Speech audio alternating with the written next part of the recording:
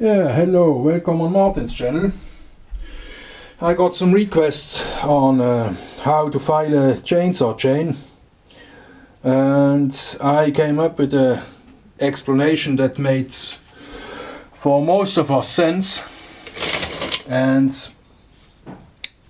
the idea is when you're watching at we start at knowing absolutely nothing of how such a chain works and why it cuts like it cuts when it is filed in a proper manner. The idea I came up with is, or with the explanation is, this is a Japanese chisel. It has a flat grind. It is not like this teeth filed in such a manner. There are Japanese tools where this part here is diagonal and you can cut with this diagonal. Not like this. The shape would be like this, and this upper part would be missing, and then the edge would be here. So when we watch at the teeth that we have here, we can just think about a chisel that is like I hold it now in such a direction, and this part here we are going to file out with a file or with a grinding wheel. And on the side plate there's the same. There we have the chisel like this, and the cutting part, the edge, is on the outside. And on the left-sided teeth or wallet teeth or tooth, there's the cutting side like this, and the chisel will cut here. So what will the chisel cut here? I have here a bamboo stick, and when we are cutting a channel out, then the first thing that happens is this edge here rips itself here inside in the wood, and then it will cut on this side and on this side.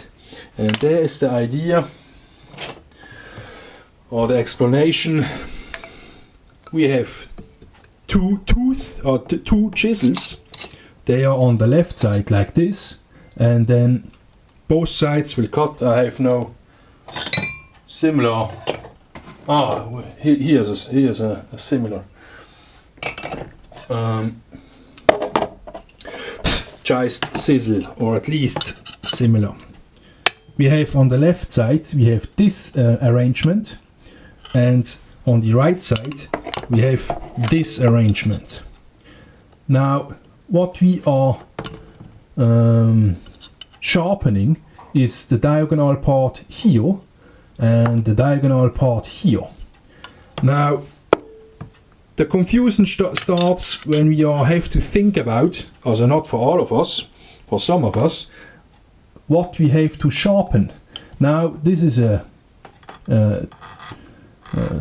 quarter shape like file, and this 90-degree edge will become a 45-degree angle on the chisels, and this is what we are grinding out of the teeth and sharpen them. Now when we take a round file, then we are going to file the teeth, the chisel round on this side, and on the tooth roof here, this part, and then the chisel will become like the file. It will cut like a bread knife with a wave pattern round. It's easy as that. You can buy such files like this one.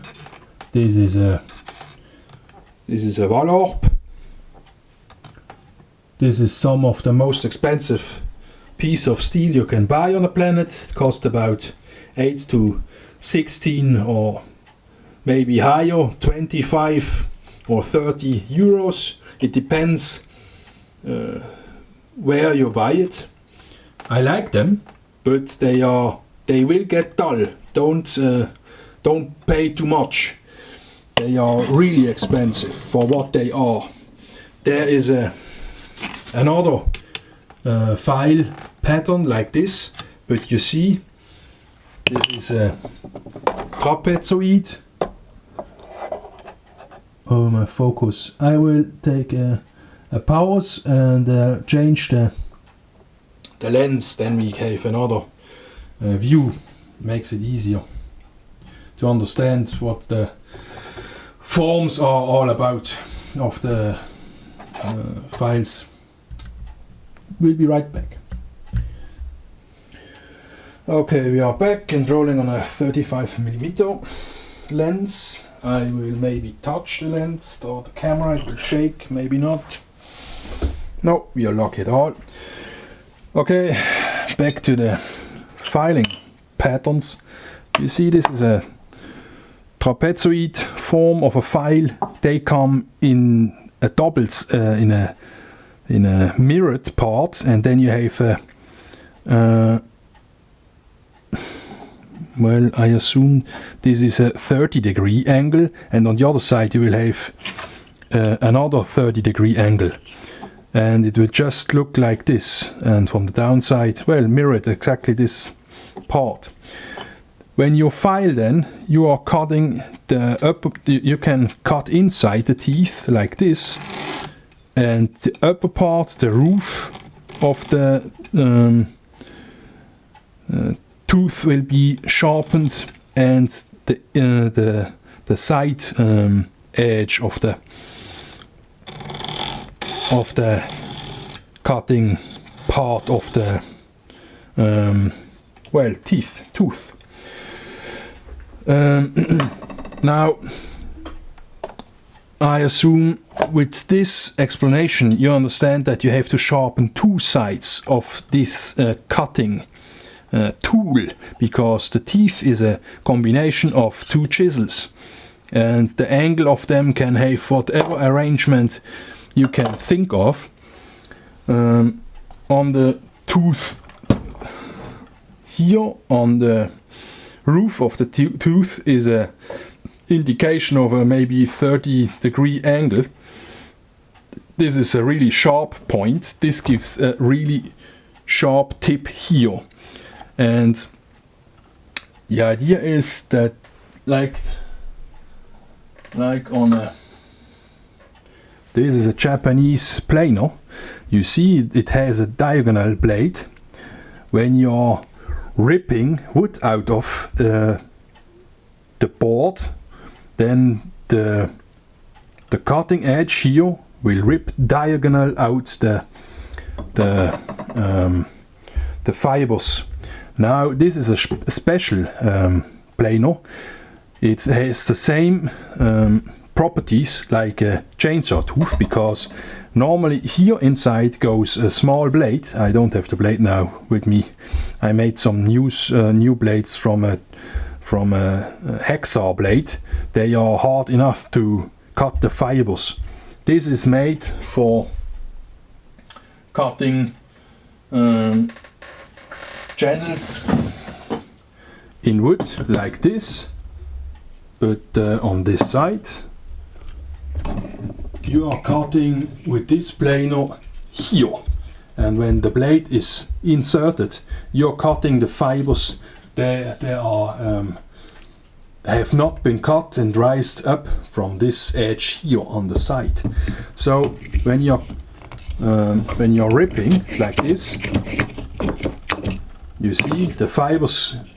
Well, you don't see it very well because I don't want to cut myself. Here you see fibers, and here you see the fibers too. This fiber, here's the perfect example. Yeah, not bad, but I assume you get the idea. You are cutting on the downside and on the edge like this planer, or like these chisels when they are in a side arrangement like this. Yes, we see this. It's not perfectly sharp, but I assume you get the idea.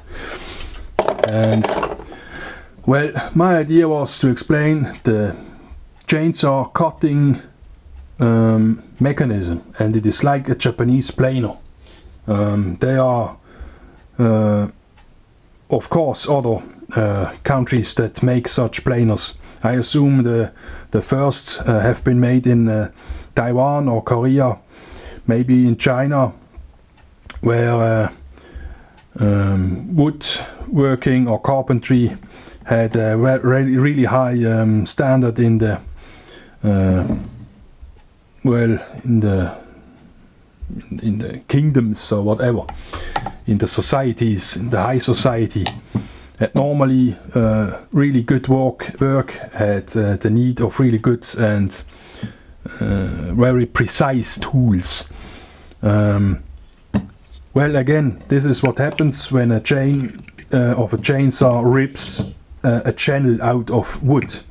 Then it cuts on this side and on this side. And when you want to have a good cutting chainsaw teeth, you have to think like sharpen such a planer. And the chisel inside here has the same pattern like this. And you are sharpening this side, so this side here inside has the cutting edge. You want to rip the wood like this, not like this. This would never work. It only scrapes about, what I know, maybe 0.01 millimeter off the board. Normal planers or normal planes have about an angle like this. It is from 38 degrees up to 90 degrees for really hard wood, but then you're just scraping wood off the surface. And the idea behind that is, well, the angles just work, those angles work good, so this is why we use them. Well, what else? Yeah, back to the files. This is oh, excuse me, I didn't want to kick the camera. You can buy this small 5 millimeters of Wallorp files. You get them sometimes cheap. I bought about 20 of them for maybe 15 euros. They are old stock, new but old stock. They are sharp like on the first day. And then you have a 90-degree angle that you can insert here. You will not be able to use the full file in the start of the teeth, but I don't care. I file this normally with a grinder, and when it is need for touch up, you can touch it up with such a small file. Normally in the woods I just change the chain. This is easier as to file it. So you can spare. The price is about 15 to 1 from this model to this model. That's it. What else? There are round files. The idea is, well, do I have one somewhere? This is not round. Oh, come to Papa. Here's one. Those are Swiss-made steel files. They are made from Wallorp 2. We know this. This is the original. Can you read this? I don't know. Well, I will write this down in the description. You see from the reflection, it is to 99% the same steel. You can identify steel just from the reflection of the metal it has. This is used in many applications. When you don't know what it is, this is a high content carbon steel with some tungsten in it. It has about 3% tungsten. It makes it is really hard and brittle. You will rip this small file teeth out here.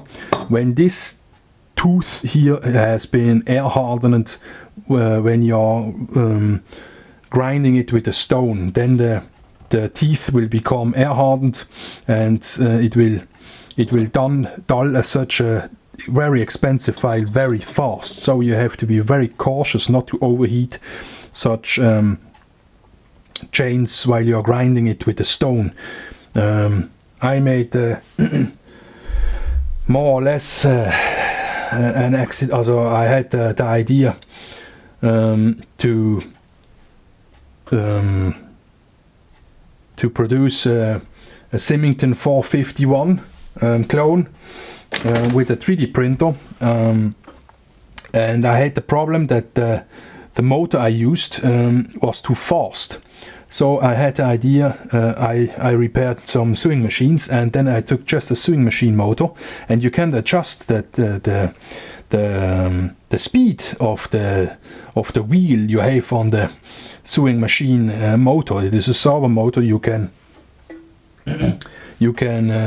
tune it down to 50 rounds per minute, or you can use it with 1800 rounds per minute, and this is really slow, and then you don't heat up the teeth. It will take its time, but I don't care. I love this work to sharpen some chains. So yeah, I can sharpen a chain like this in about 8 to maximum 8 minutes with my setup. And back to the round files, the idea is here too, you have just to round the chisel here will be round.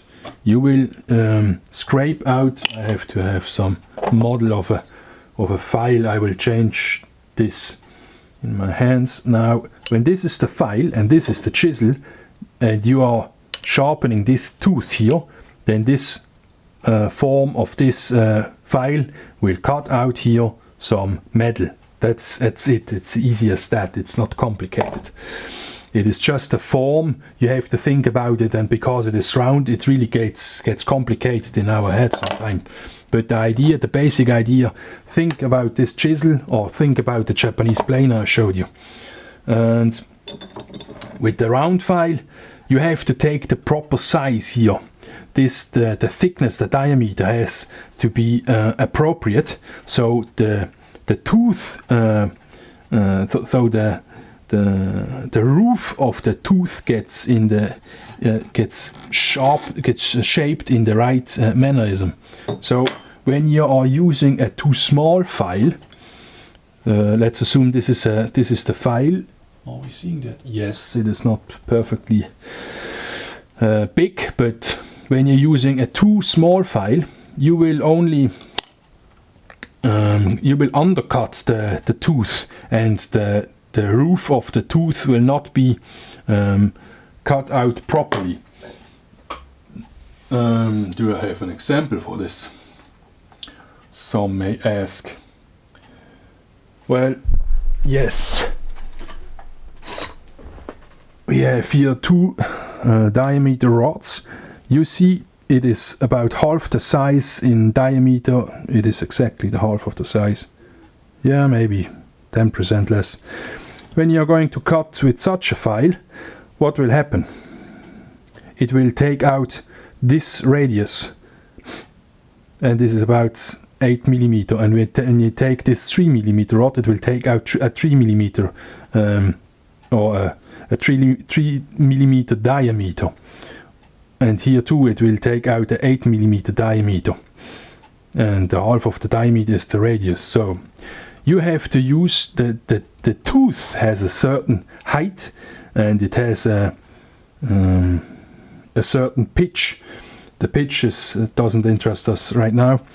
And what we have to think about is that when we are cutting from the side like this, yes, when you are filing in like this, we have to think about now I can explain it more even better. You see, this is tapered, and when you can I show this better as this? I hope. Now, well, give me a second. I will arrange this. Okay, I adjusted the teeth or the tooth here. You see, this is tapered. This is a bamboo eating stick, and you see inside here, this is well, it is filed like this. with such a file. This is table 2, you see it here too, but I will explain it with the round stick. Yes, this is a square grind, I don't care. You see the stick is now entering the gullet. It is about 3 mm in the point, in the tip, and when we go up, the stick will undercut, when this would be a file, undercut the roof, and this is exactly what we want to achieve when we use such a file. When it has the right size, the file diameter here has to undercut the roof of the tooth here. Then we are getting this shape here, the under part. It will be, of course, shaped round because we use a round file, but when we use a square file grain like this, or a square file like this, then the idea of the chisel cutting mechanism is easy to understand. Well, what else? This is a rako. This pushes out when we are cutting here, or when we are cutting with this tooth. What will happen? The wood fibers enter this channel here, they go out here, and then they shoot up.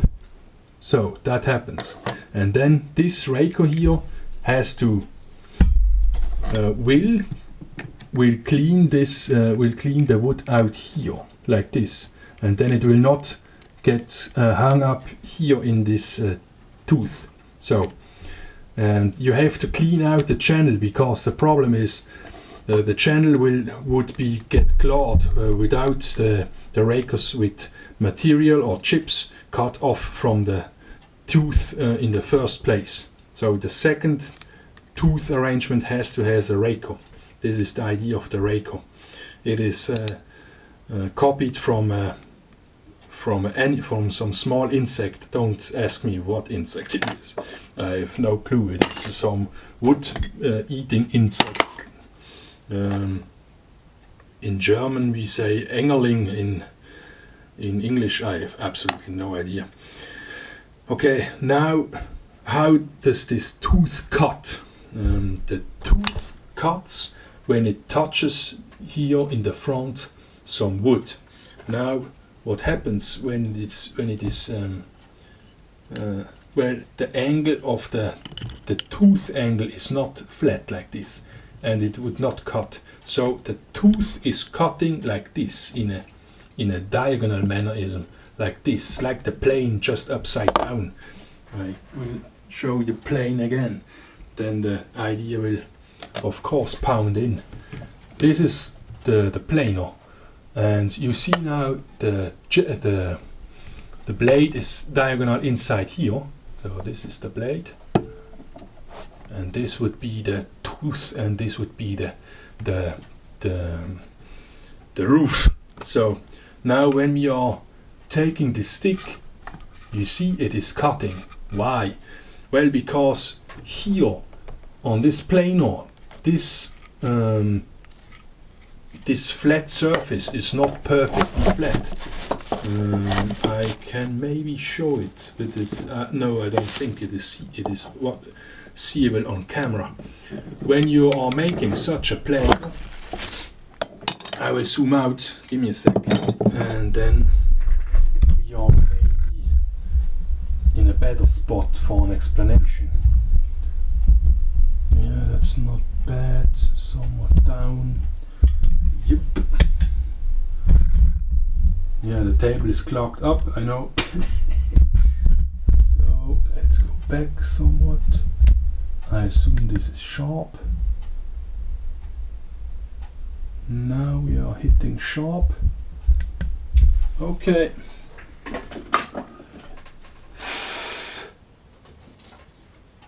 Okay, this is a big plane. This will all make sense in a second, so bear with me. This is a normal plane, and on the side Yeah, it is almost visible. Maybe like this. Yeah, I see it from my eye, but no, I don't can make it show up on camera. Okay, I have just to talk you through this part here of this part here where the blade is. There's a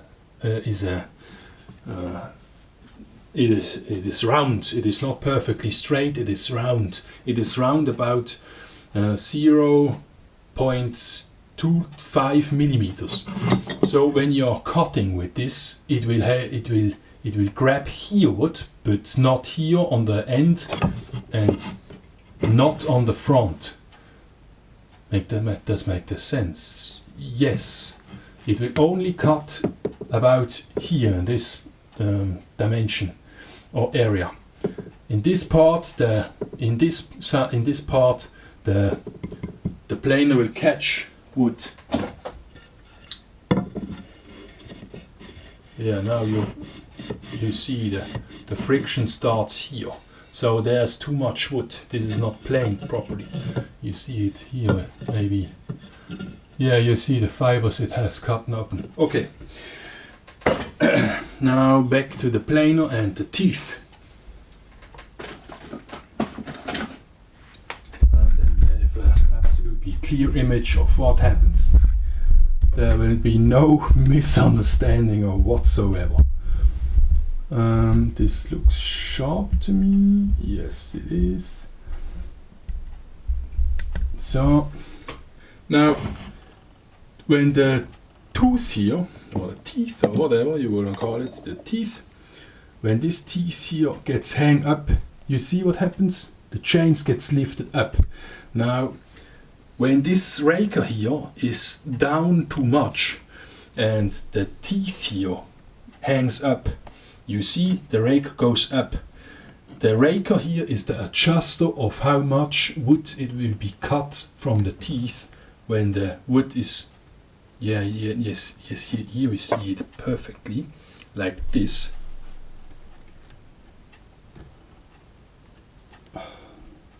Yep, we can rip up the tooth, and this raker here will stop the cutting edge from cutting in too much. So when you want to cut more out, you just have to file down the rakers. How much do you file down the rakers? 0.25 to 0.32 millimeters. That's not much. You go over with the file. You go over 2 to 3 times, and then you are done. There is a flat metal piece, raker gauge guide from Steel or Husqvarna. I use the Steel one. It is the best it is out there, because you lay the guide, you lay it on. I cannot show it. It is you lay it like this on the tooth, and then the raker will show out of the metal piece, like almost. Yeah, I cannot show it. What the heck? How do I do this? I will demonstrate it with some piece of paper, maybe. That would be an idea. Yeah, here's paper. I have to make some hole. You lay it. I don't have it here. I have it in my car. This will happen. You will see the raker come out of the piece of metal, and then you place the metal here against the other teeth in the front, and then you're cutting out the raker depth. So, and this is the better model of raker gauge guide, or helping file away the raker's depth, than others. I have some other models. There are many. There's a model you lay the raker gauge on top, and then is here some window, and then you are grinding out the raker gauge of a over 3 to 5 tooth, and then you have some well, adjustment over 5 tooth, but this is not good. You want to have each rake cut down to the tooth you are working with, because the tool will lay up not only here, it will also lay up on the teeth here on the roof. So you have a perfect diagonal like this. This is not so good. Maybe with this. Yeah, it's. I hope it's understandable. You are cutting it down like this, and the angle would be from here to the tooth roof, and then you're cutting down the rake like this. This is the best system. There is no better, because you are always adjusting the tooth length to the tooth the rake to the rest of the chainsaw tooth here. What do I mean by this? When you're filing away on this tooth, maybe a millimeter too much, we are going absolutely crazy, and we have cut out this teeth too much, and we have here 3 millimeter left of 5, and this tooth here has only sharpened away 1 millimeter.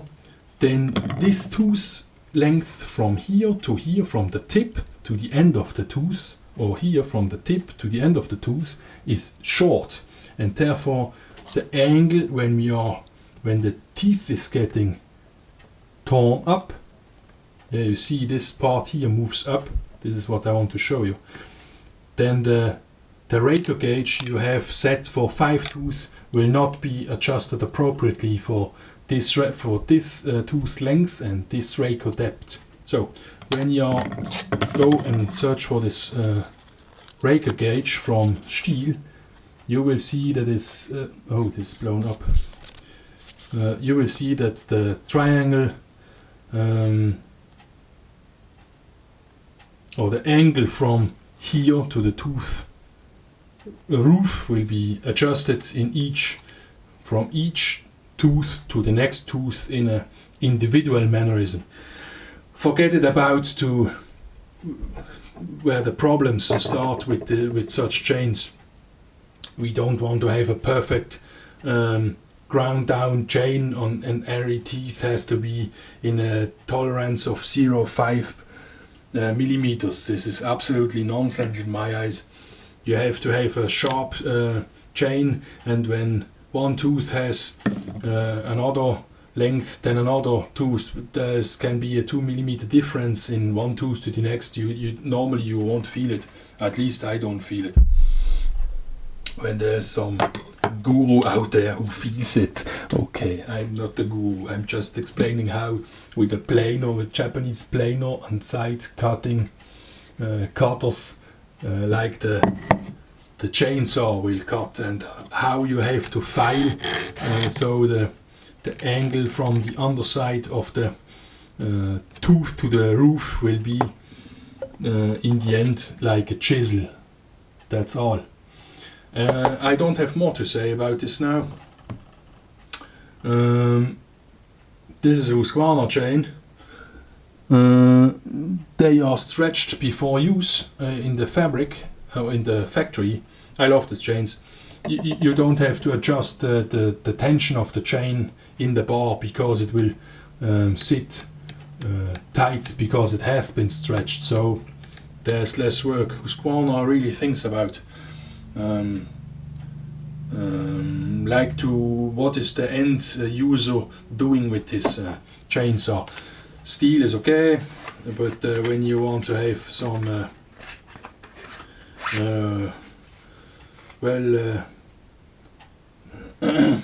how do I say this? When you're cleaning with the filter system on a steel is not as good as on a Husqvarna chainsaw, but there you have to think for yourself what you're using. I don't buy any steel machine again I use Husqvarna. They fit my idea of a good chainsaw. Okay, summarism. Think about like to sharpen a chisel.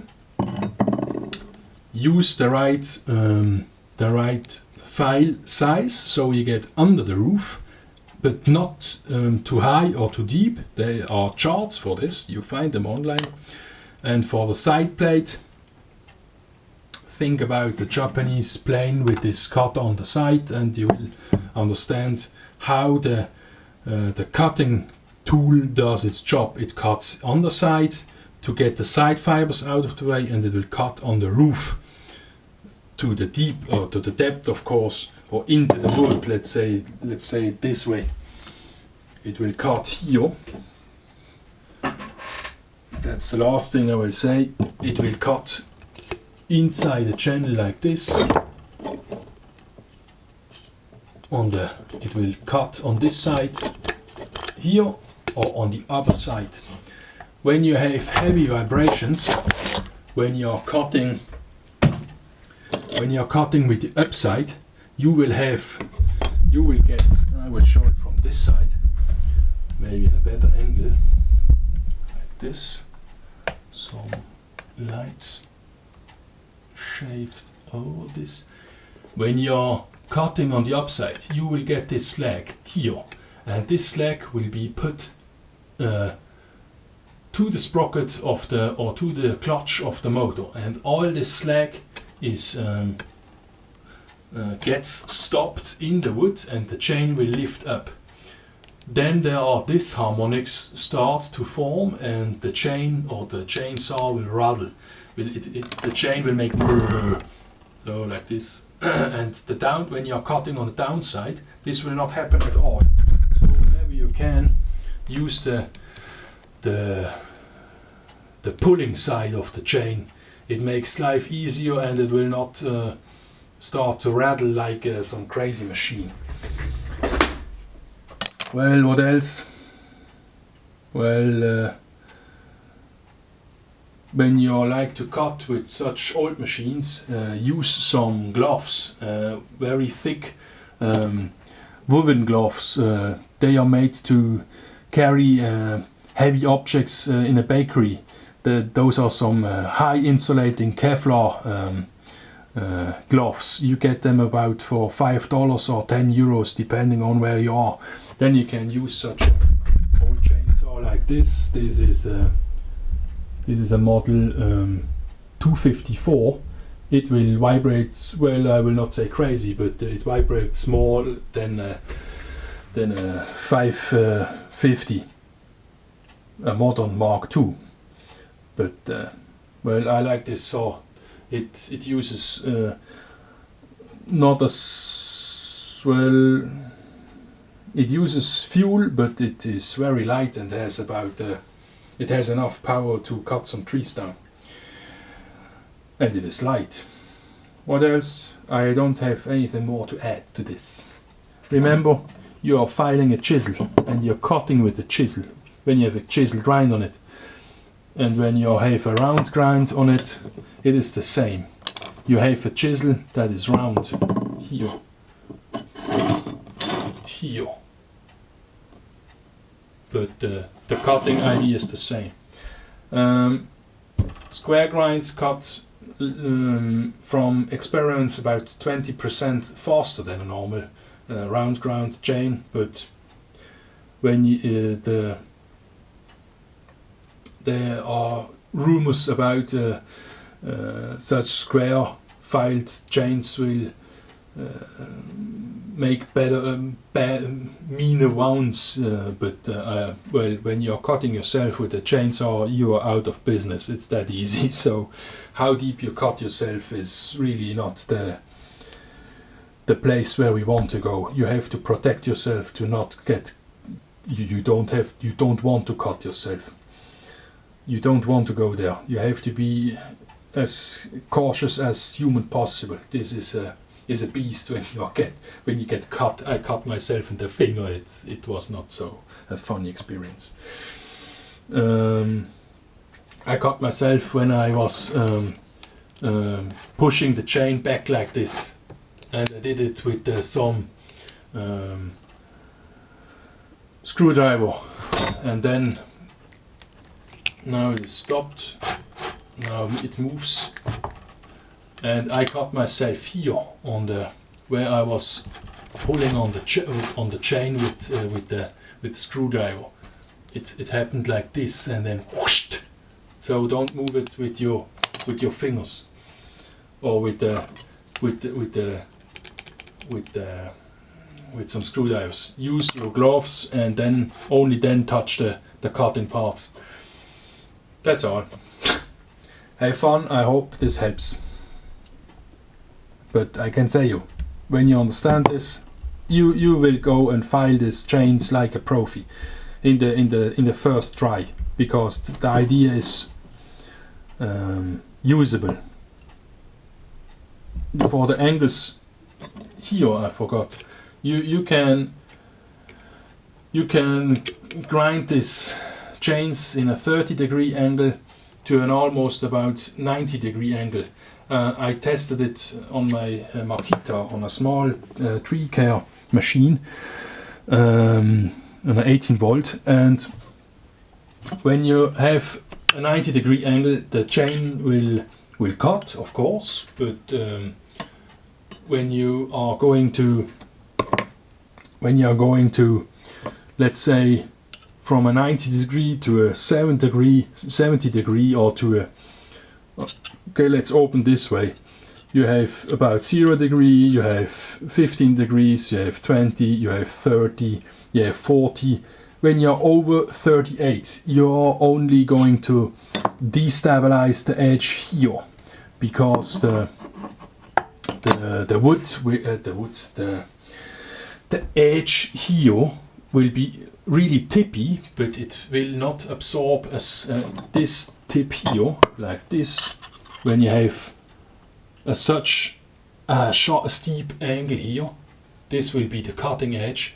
Then this part here is really weak. So when you have a flatter angle like this part here is strong, and it will absorb more friction, or friction and movement energy from the wood it is cutting.